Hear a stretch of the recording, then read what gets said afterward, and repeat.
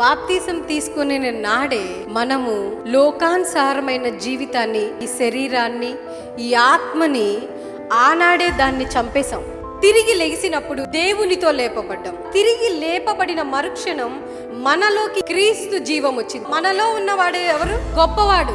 మనం ఏం చెప్పాలో తెలుసా? ఎప్పుడు నాలో ఉన్న ఆత్మ శూన్యంలో సృష్టిని సృష్టించింది, భూమిని శూన్యంలో వేలాడదీసింది. అట్లాంటి ఆత్మ నేను కలిగి ఉన్నాను. నాలో ఉన్న ఆత్మ రోగుల్ని స్వస్థపరిచింది, చనిపోయిన వాళ్ళని తిరిగి లేపింది.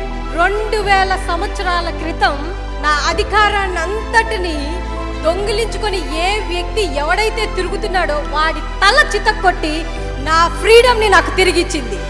ఆమేన్. సాతాను నా దగ్గర నుంచి దొంగలించుకున్న ఫ్రీడమ్ మొత్తాన్ని తిరిగిచ్చింది ఒకరే ఒకరు. ఎవరంటే సర్వోన్నతుడైన దేవుడు. ఆ సర్వోన్నతుడైన దేవుని ఆత్మ తిరిగి లేపబడిన మన హృదయాల్లో ఆయన మెండుగా నిలబడి ఉన్నాడు.